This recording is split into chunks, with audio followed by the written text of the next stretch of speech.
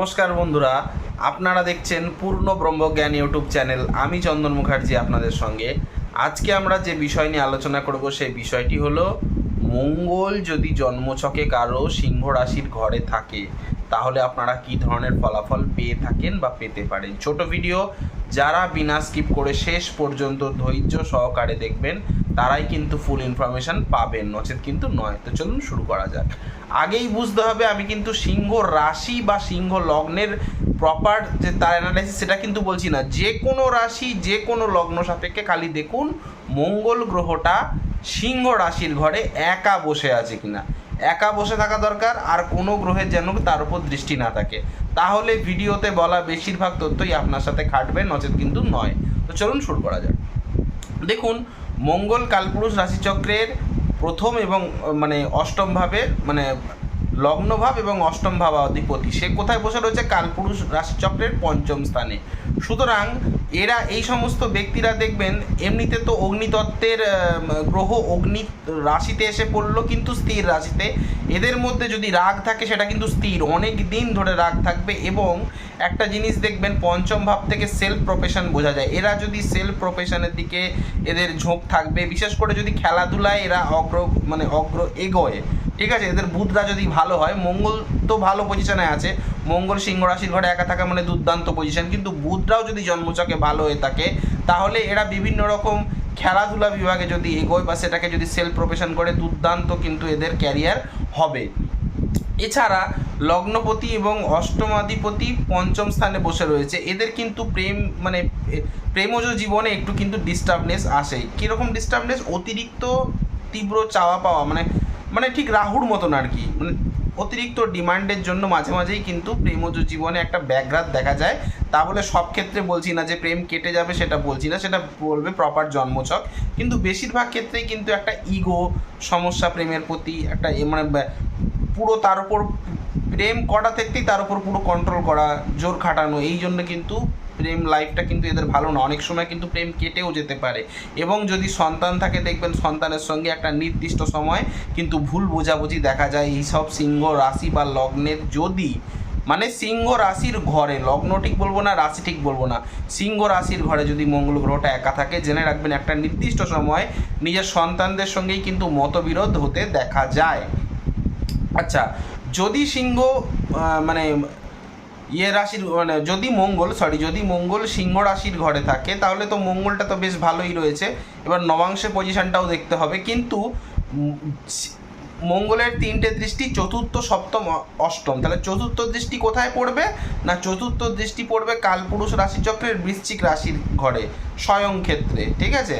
তাহলে এইখানে যখন চতুর্থ ঘরে কালপুরুষ রাশিচক্রের অষ্টম ভাবে মঙ্গলের দৃষ্টি পড়বে, সুতরাং আপনারা জেনে রাখবেন এরা এদের কিন্তু একটুখানি কি বলবো, অ্যাক্সিডেন্ট, অপঘাত দিকের একটা সম্ভাবনা আছে। যদিও বা কোনো শুভ গ্রহ যদি ওই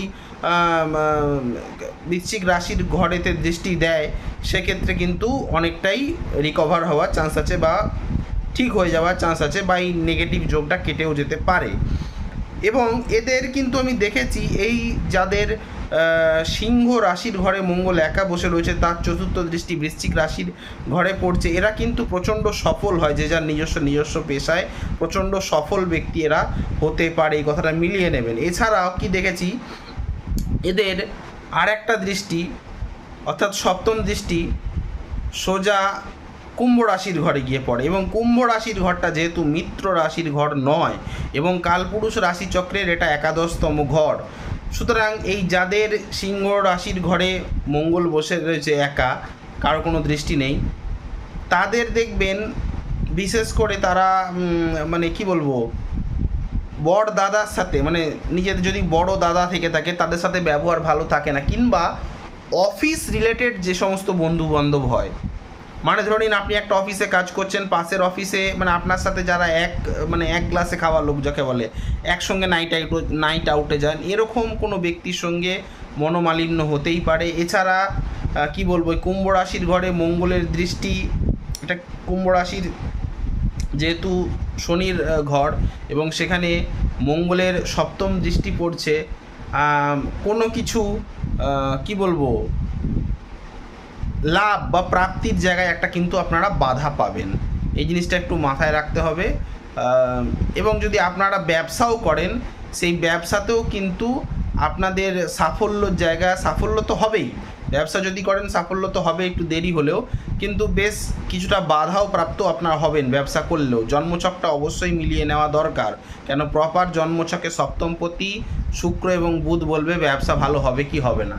তো যাই হোক, আর যে জিনিসটা দেখতে পাচ্ছি, এই মঙ্গল যাদের সিংহ রাশির ঘরে থাকবে তাদের যে অষ্টম দৃষ্টিটা সেটা হচ্ছে মীন রাশির ঘরে। এবার অনেকেই বলবে দাদা মীন রাশির ঘর, মীন রাশির বৃহস্পতি রাশি, সেখানে তো মঙ্গল বা মঙ্গলের দৃষ্টি ভালো ফল দেবে। তবে এখানে আমি তাদেরকে একটা কথা বলতে চাই, প্রথমে তত্ত্ব বুঝুন।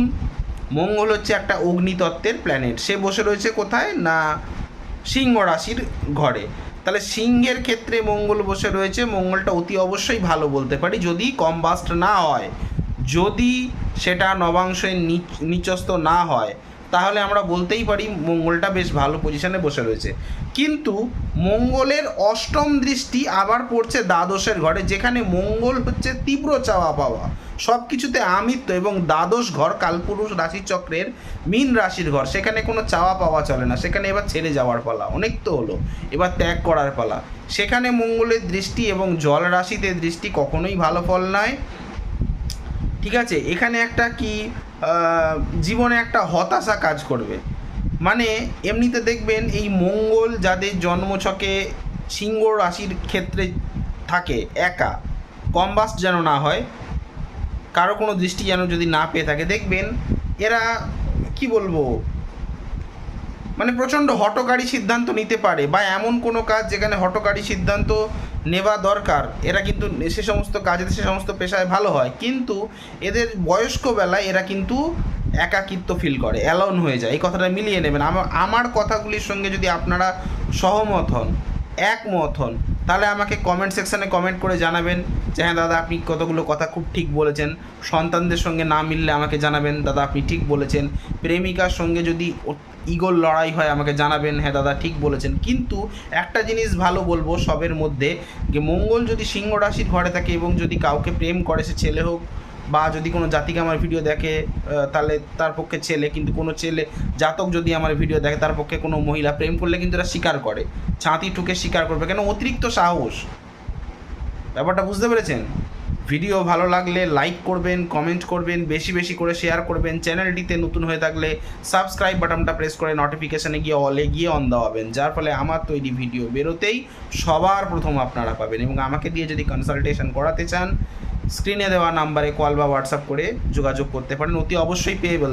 আর একজন ফ্রিওয়ালারা দূরে থাকুন প্লিজ, ফ্রিওয়ালারা আমার কাছ থেকে দূরে থাকুন। আজ এখানেই রাখলাম, দেখা হচ্ছে নেক্সট কোনো ভিডিওতে, নেক্সট কোনো টপিকে। তখন পর্যন্ত ভালো থাকুন, সুস্থ থাকুন, আর ভালো আপনার থাকতেই হবে। হরে কৃষ্ণ।